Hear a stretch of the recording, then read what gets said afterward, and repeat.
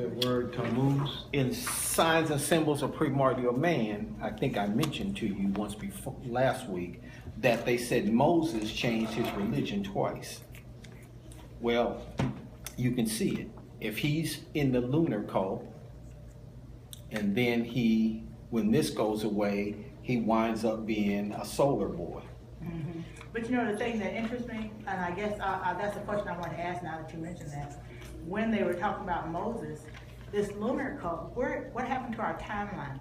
Where are we when we reach the lunar cult on that timeline as far as thousands of years?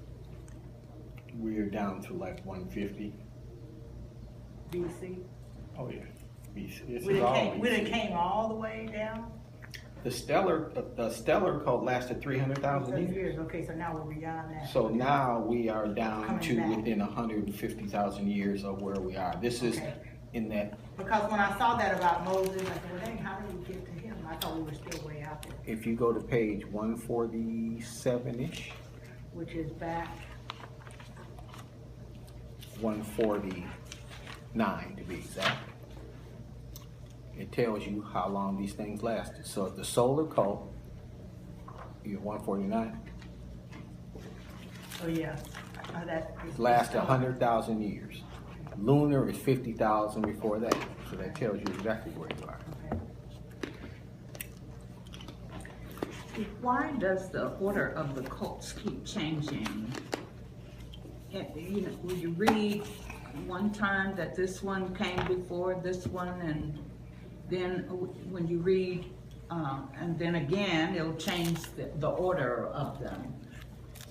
He's just bouncing back and forth, showing you different things from one to the next, even going into the next one. Heck, he makes some references to solar in here, and you haven't got there yet. Okay, so what is the order as you know it of the cult? Starting with elemental, okay, that's 4, earth, air, fire, water. Then you go to hero. We're now at a point where something greater than us, we start to, this hero is the advent of a concept of what you later become a god. That's where the whole foundation for what gods of today, they were heroes. They were something greater than us. They didn't know what they were. From hero time, you then go to stellar time. And stellar lasts 300,000 years, so you're talking a long time. Now we're at lunar, which is nothing more than, keep in mind, now, as Dolores would say, these people are moving out and going around the world, and what they talk about here is that when Tahuti comes online, he's the guy that actually is the timekeeper. Before this time, they were doing harvest season, planting season, and it was based upon stellar, the constellations, okay? When you get to lunar, now you're breaking it down into months and days. Okay? So now he's saying, okay, we got 28 days in this month. And they're doing that based upon the cycles of the moon. Okay? So now, instead of looking at things from the great year, the 26,000 year cycle, and breaking that into 3,690 year segments, which is 7. Okay?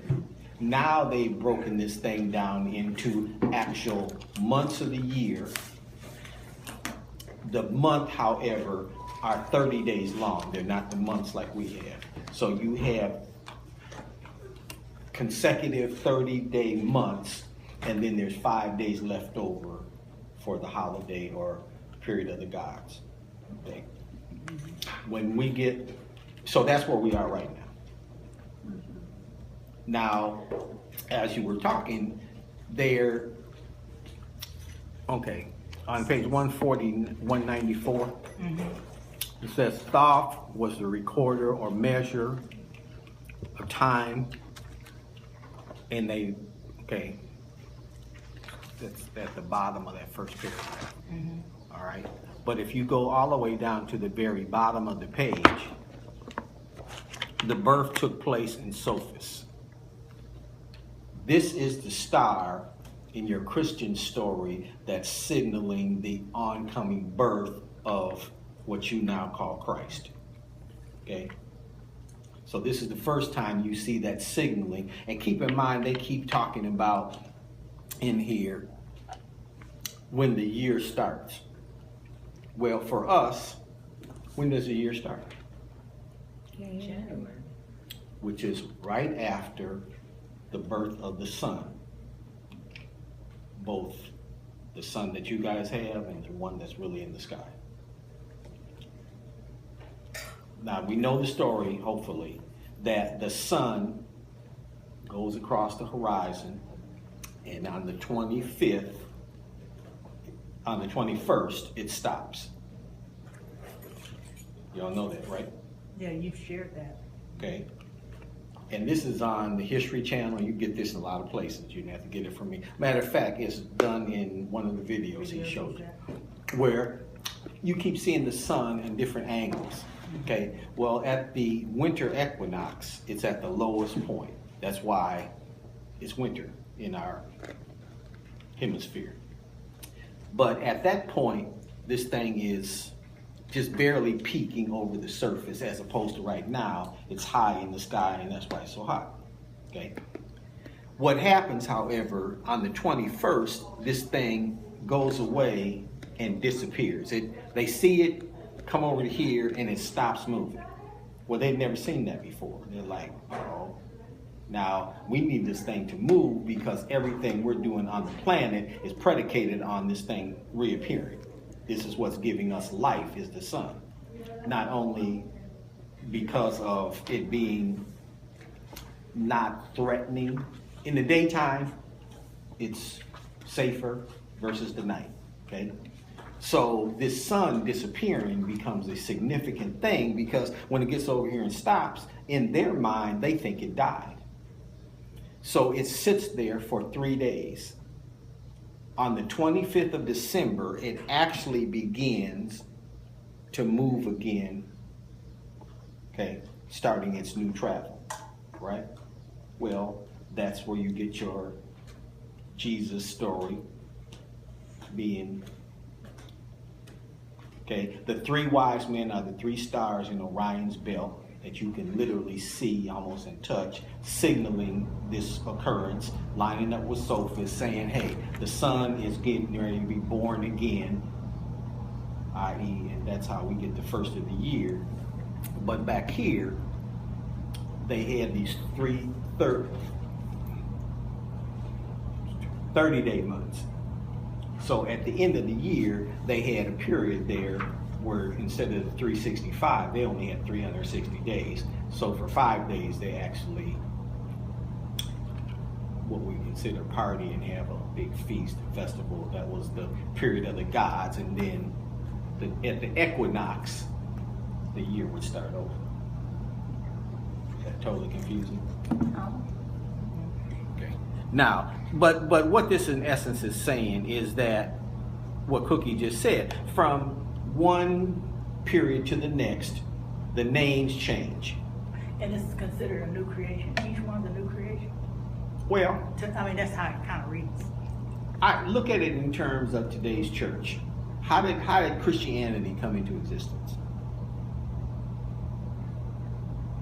No, I'm asking a question. Christ. No. You guys really don't know? Yeah, sure, thought it did. The church, Christianity as you have it today is an offshoot of Catholicism that Martin Luther started, the Protestant. That's You know how. what we know about Martin Luther and John Wesley and all those? Well, that's how you got what you call Christianity Right. today. It's an offshoot. This guy is upset with the popes in Rome Yeah, and sure. what they've been Yeah, we doing, know. so he breaks off and starts in the same. This is the same analogy, no different. It's just much older. This is what happened before, and this is the foundation for what you have today. That's the big picture. That's the bottom line. And the names, you notice on 195, the sycamore fig. I'm at the very bottom of the page. Yeah. Okay. The sycamore fig tree and the palm tree, what would they be considered today? Other than the tree of life, what else? What tree do you have around at the beginning of the year? The Christmas tree? Big tree. I mean, Christmas the tree? Christmas tree. Right. So this is Well, the even in the precursor Christian to faith, your. they say that even in the Christian faith, they say that the Christmas tree really had no part of it. None of it did. That's like I said. I mean, you have to understand these things are added by men. These are not. None of these things, even here. Let's not get confused. Even though they're developing religious concepts that later become religions, all of this is being done by men. God ain't did none of this. All of this is being done by people like you and me out here operating in reality in relationship to the earth, trying to eat, trying to figure this whole thing out. And when we come into an area or something that's greater than what we comprehend, we use these symbols to explain something that's greater than we are. The idea that there's got to be something up there, we call it God. Well, they had Hathor. Yeah. Hathor becomes Isis, becomes Mary. Same snake. And the only difference is when it happened and what the name is. It's the same story. And it's the same story being retold. It's kind of like when something happens and you tell it to a group of people and then I go tell it to a group. The story keeps changing. The story keeps evolving. That's That's right. what I see happening here. That's all that's going on. Yeah. Is they're taking what they had and they're building because they're becoming more knowledgeable of their surroundings. And even in this chapter, it seems like they take parts and they say, well, we're not going to use that. They just take it out.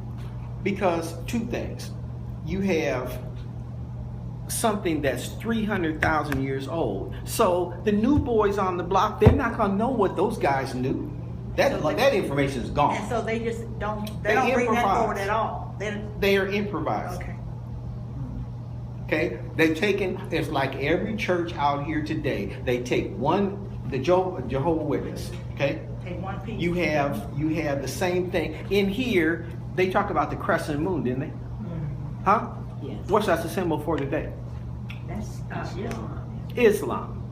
That's what I'm saying. It's all the same thing. If you know what the symbols are, you'll know where it came from. Islam is nothing more than an offshoot of what these people was talking about. The same thing, you notice, it also has to fit with Moses, the Hebrew, and the Seventh-day Adventist. Because when is sundown when it comes to Jews? 6 o'clock, is it? Okay? On Friday. The Sabbath starts at sundown. What's out at sundown? The moon. So that tells you where Moses got his ideas from. He was a moon guy.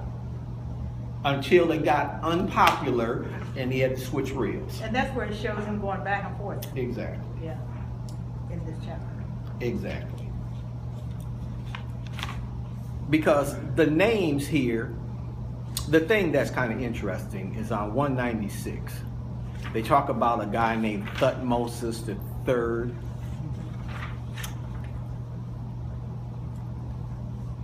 And right above that, the lunar cult was symbolized and depicted in the building of the first temple of Hathor at Dendra. Now, when everybody gets back together at some point, I want to take all of you over to UMKC's, that Linda Hall Library, and I'm going to show you, they have the actual artist renderings from this temple. So you can see